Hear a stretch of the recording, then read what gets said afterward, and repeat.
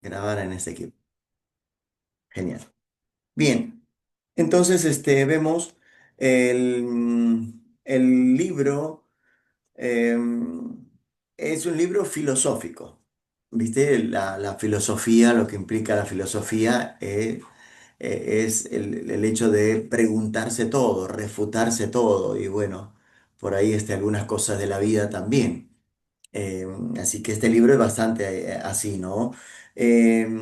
Acerca de la existencia y la naturaleza humana.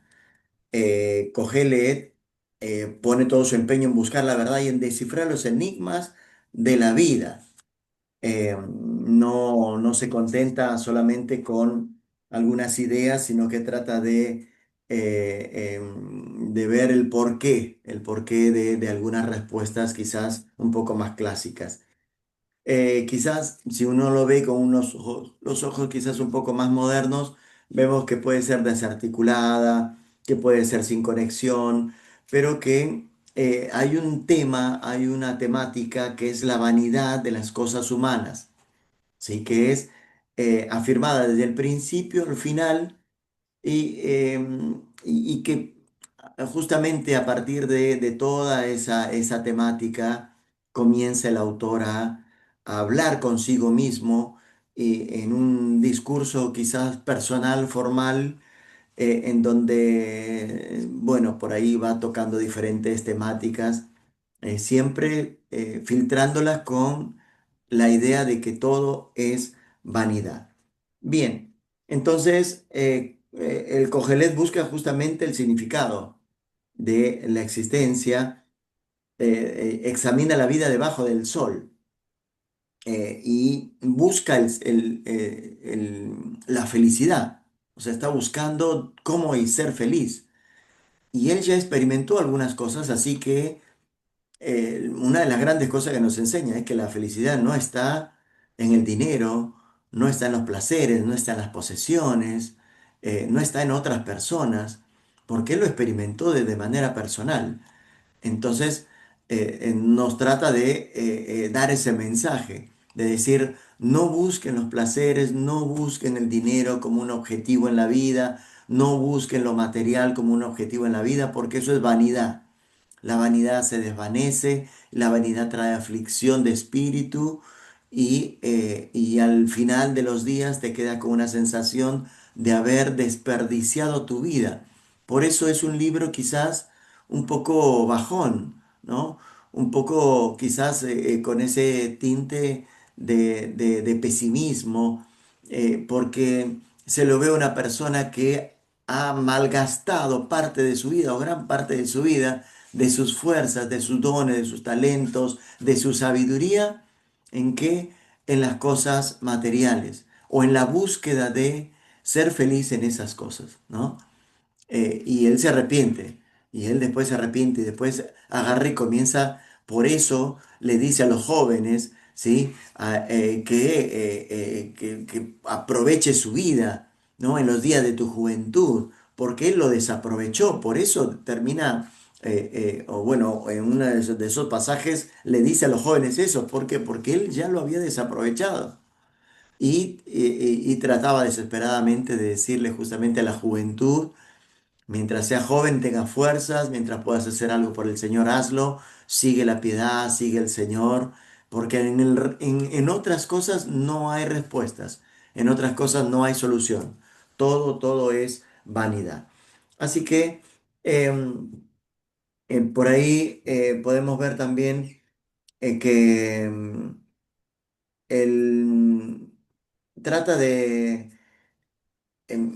de ver que cuando no encuentra respuestas, ¿sí? Porque él no tenía, fíjense esto, él no nos da como respuesta que la respuesta tiene que ser el Señor. O sea, por ahí nos lo dice después al final, pero en la gran mayoría es como que constantemente él nos dice que no, acá no hay respuesta, no, esto es vanidad, no, acá no vas a encontrar, no, esto te lleva a aflicción de espíritu. Constantemente nos habla de esa manera. Entonces, cuando no encuentra, no tiene la revelación de Dios, como quizás la tenemos nosotros, o la revelación del Nuevo Testamento, ¿sí? En la cual para mí el vivir es Cristo y el morir es ganancia, decía Pablo. ¿no? Y ahí encontramos justamente como el leitmotiv, ¿no? La motivación personal para poder vivir y para disfrutar lo que sea en la vida. Como él no tenía esa revelación, pues saca algunas conclusiones. Y una de las conclusiones que por ahí la podemos ver es que, bueno, ya que no hay, digamos, solución, o ya que el Señor siempre es el mismo, no podemos escapar de algunas cosas, haya como un consuelo en disfrutar los goces de la vida. Es decir, y en muchos lados podemos ver esto, ¿no? Lo vamos a ver, por ejemplo, en el capítulo 3 si me sigue, versículo 12 y 13 dice esto: Yo he conocido que no hay para ellos cosa mejor que alegrarse y hacer bien en su vida, y también que es don de Dios que todo hombre coma y beba y goce el bien de toda su labor. Mira lo que dice en el 8 capítulo 15 dice así, escucha bien. Por tanto, alabé yo la alegría que no tiene el hombre bien debajo del sol, sino que coma y beba y se alegre, y que esto le quede de su trabajo los días de su vida que Dios le concede debajo del sol. Al ir al capítulo 9 versículos 7 y 9 mira lo que nos dice. Anda y come tu pan con gozo y bebe tu vino con alegre corazón, porque tus obras ya son agradables a Dios. En todo tiempo sean blancos tus vestidos y nunca falte ungüento sobre tu cabeza, o sea, perfume, ¿eh? Goza de la vida con la mujer que amas todos los días de la vida de tu vanidad que te son dados debajo del sol, todos los días de tu vanidad, porque esa es tu parte en la vida y en tu trabajo con que te afanes, con que te afanas debajo del sol. Ahí es donde, al tener poca luz de Dios y de sus caminos, justamente nos da estas enseñanzas que no son equivocadas, pero son incompletas. ¿Me sigue? Obviamente que está bueno el poder eh, disfrutar de lo que Dios nos ha dado en todo sentido, pero no como un objetivo en la vida. Entonces, ahí es donde él, justamente, al tener esta falta de luz, de discernimiento, de la luz de Dios, no podemos encontrar estos escritos. Pero, bueno, por supuesto que cree en Dios, que habla también de un Dios creador. En el último, ahí, pasaje, en el último capítulo, donde dije, teme a Dios y guarda sus mandamientos. Entonces, podemos ver que de alguna manera él como que deja ver que Dios, ese debe ser quizás nuestro objetivo, seguramente nuestro objetivo, temer a Dios y guardar sus mandamientos. Bien, eh, vemos que él tiene como, por ejemplo, muchas veces este libro pareciera escéptico, pesimista, pero bueno, a veces también se lo ha criticado de materialista, fatalista, de traer desilusión, no alimenta la fe y la esperanza. Entonces, bueno, por ahí. Entonces, ¿cómo nos sumaría este libro a nuestra vida devocional? ¿Cómo eso vendría a ser algo bueno por ahí leerlo? ¿Por qué está dentro del canon? Bueno, en realidad Kohelet había descuidado de Dios con el fin de entregarse totalmente a la búsqueda de las cosas que agradan al hombre natural. Este libro refleja el pesimismo de un hombre que no guardó una comunión óptima con Dios. Ahí es donde justamente plasma su pesimismo por todas sus vivencias y por todo el tiempo perdido, ¿sí? Nos habla, es como testimonio, ¿no? Un testimonio de una persona que desperdició su vida en otras cosas y después reflexiona. Y después dice, bueno, y por ahí le queda esa sensación de por qué desperdicié toda mi vida en estas cosas y llegué hasta el último cuando yo ya no tengo fuerzas. Después habla de la vejez y habla bastante bien de la vejez, o sea que como algo personal. Entonces llego hasta ese momento sin quizás ver, sin haber experimentado qué es lo que darle lo mejor de nuestra vida al Señor. Bueno, por ahí también este libro, fíjese que se da en una etapa, una época em, em, especial del pueblo, porque es una época que se le llama el periodo helenístico, es decir, ese periodo en el que em, 400 por ahí años antes de Cristo, ¿sí? Había una influencia griega muy grande, pero muy grande, no solamente en el pueblo de Dios, ¿no? Sino ni en las tradiciones hebreas, sino en todo el mundo. Entonces, bueno, los griegos justamente afectaron toda la zona y ahí vemos que este libro por ahí tiene algunos matices, hasta vocablos, hasta lingüísticamente podemos ver que tiene algunas adaptaciones, ¿sí? De los dos pensamientos.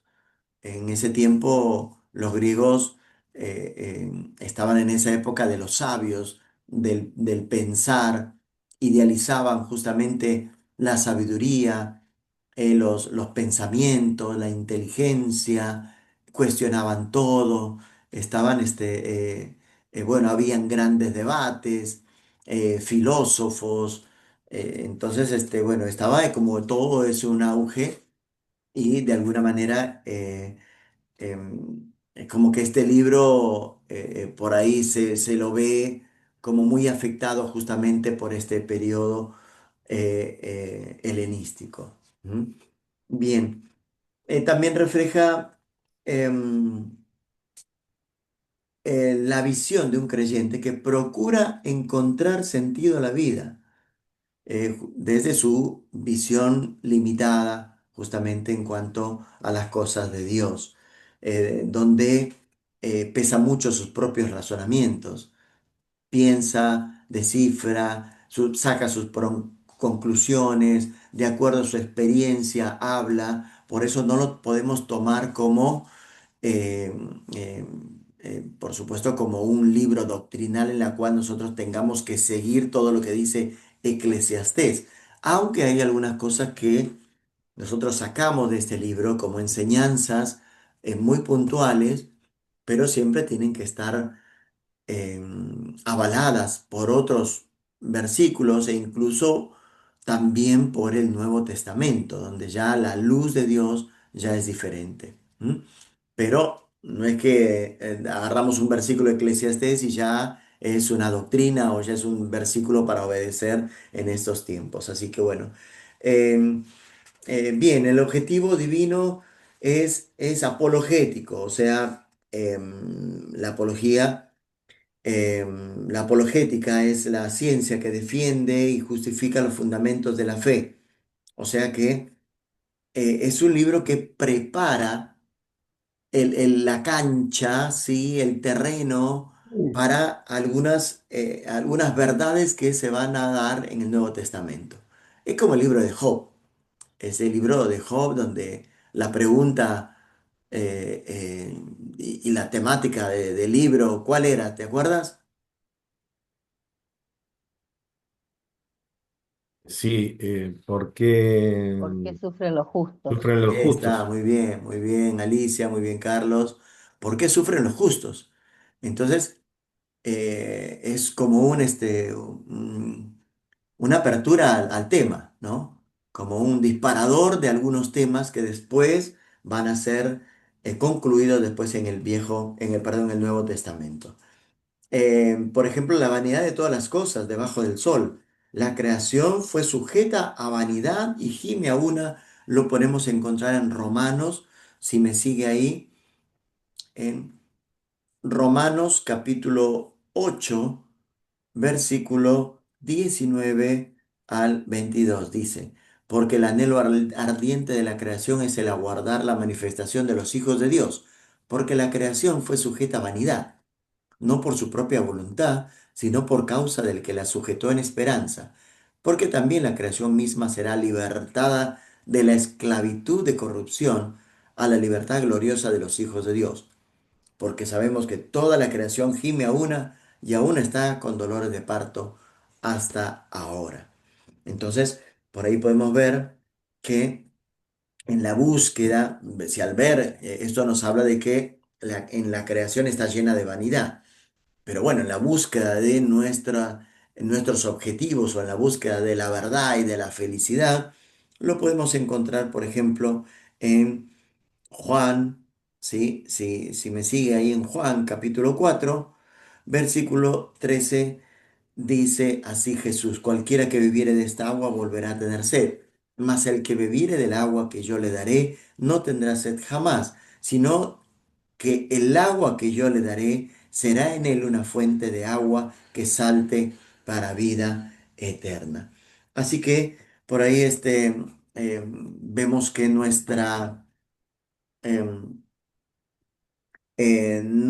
nuestro objetivo o la satisfacción de nuestra alma no está en las cosas materiales, ¿no? Uno de los grandes aportes justamente de este libro. No está en las cosas materiales, no está ni en las personas, ya sean mujeres, ya sean hombres. En el caso de que sea una mujer que esté reflexionando, por supuesto, ¿no? No, no está en las posesiones materiales, sino está en el Señor, completamente en Él. Y es ahí donde el Señor comienza a hacer respuesta, Jesús comienza a hacer respuesta a todos estos interrogantes, a todos estos cuestionamientos que hacían estos personajes del Antiguo Testamento. No lo conocían todavía, pero que Él es la respuesta justamente a todas esas interrogantes. Así que bueno, en conclusión, perdón, al final encontramos que el temor al Señor es el principio de toda sabiduría. Eso podemos ver en el final del libro. Entonces el propósito del libro será demostrar cuán vacía es la vida del hombre bajo el sol sin una revelación de Dios, y llevarle a levantar sus ojos por encima del sol, o sea, hacia el Señor. Esto es muy, muy interesante también poder tenerlo. Bueno, como para poder interpretar el Eclesiastés de la mejor manera, hay que tener en cuenta un par de pautas, tres pautas en realidad. Primero que la noción limitada de Dios y del plan de salvación del predicador, ¿sí? Es limitada su visión. Em, También que este libro, Cogelet, presenta la contradicción de la existencia humana en todos sus aspectos. Es decir, eh, eh, muchas veces hemos tenido nosotros algunas contradicciones o algunos dilemas. Bueno, en este libro hay mucho de eso. Eh, Así que bueno, por ahí también hay que tenerlo en cuenta. ¿M? Un libro lleno de contradicciones también, pero dentro de un pensamiento, razonamiento, reflexión humana, personal. El predicador también bueno, refleja como ninguno la personalidad e inquietud existencial del autor. Por eso no se le debe dar a este libro un carácter universal ni doctrinal. ¿Mm? Más o menos son pautas para poder entender el libro de Eclesiastés, y cuando lo leamos, hoy vamos a ver un pantallazo en realidad del libro, pero cuando lo leamos en casa, sí, que podamos ver el contexto, quién está hablando, por qué está hablando, qué es lo que pasó, y ver cuál es su camino lógico, terminando seguramente en que en Dios está la solución y que tenemos que obedecer al Señor. Y que el temor del Señor es el principio de la sabiduría. Bien, también, por supuesto, hay algunos dichos dentro de Eclesiastés que los usamos y bastante en nuestra vida diaria, después dentro de nuestro mundo cristiano. Empezamos con algunos dichos dentro de este libro muy usados. Hay una lista y por ahí, por ejemplo, nada hay nuevo debajo del sol, todo tiene su tiempo. Sí, este hermoso capítulo 3 que es muy usado también, muy predicado. Eh, ¿Qué más? Mejor son dos que uno. ¿Te acordás? ¿Mm? ¿Cuántas veces en predicaciones de matrimonios? Bueno, eh, mejor es no proponer no prometer que prometer y no cumplir. Acuérdate de tu Creador en los días de tu juventud, antes que vengan los días malos. Teme a Dios y guarda sus mandamientos, porque es el todo del hombre. Bueno, son algunos eh, joyas de este libro Eclesiastés. Vemos ahí después un bosquejo, más o menos, ¿sí? Y lo vamos a ir viendo un poquito, algunas cositas de este libro, ¿ok? Antes de dar de llegar a los cantares. ¿Te parece? Damos un break, ¿te parece? Vamos a dar un break. Nos tomamos 5 minutos y después retomamos. ¿Ok? Genial. Bien, muy bien.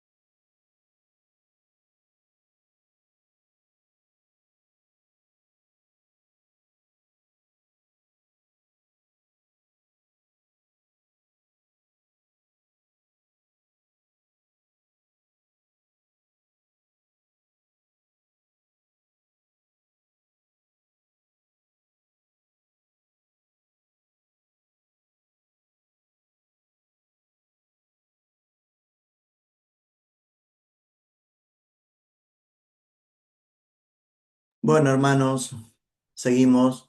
¿Mm? Seguimos con Eclesiastés entonces. Vamos a ver un pantallazo del libro para poder por ahí tocar algunas cositas interesantes. ¿Ok? Vamos a leer el Eclesiastés 1, más o menos como para que vean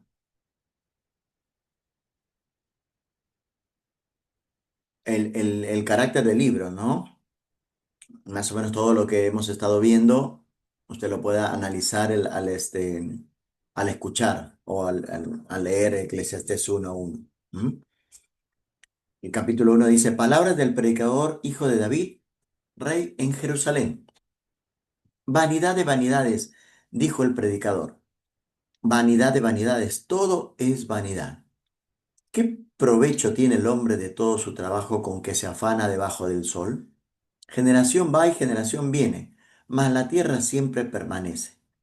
Sale el sol y se pone el sol, y se apresura a volver al lugar de donde se levanta. El viento tira hacia el sur y rodea al norte, va girando de continuo, y a sus giros vuelve el viento de nuevo. Los ríos todos van al mar, y el mar no se llena. Al lugar de donde los ríos vinieron, allí vuelven para correr de nuevo. Todas las cosas son fatigosas más de lo que el hombre puede expresar. Nunca se sacia el ojo de ver, ni el oído de oír. ¿Qué es lo que fue? Lo mismo que será. ¿Qué es lo que ha sido hecho? Lo mismo que se hará. Y nada hay nuevo Se debajo cortó, del sol. pastor. ¿Mm? Se cortó, pastor. A ver, ahí me escuchan.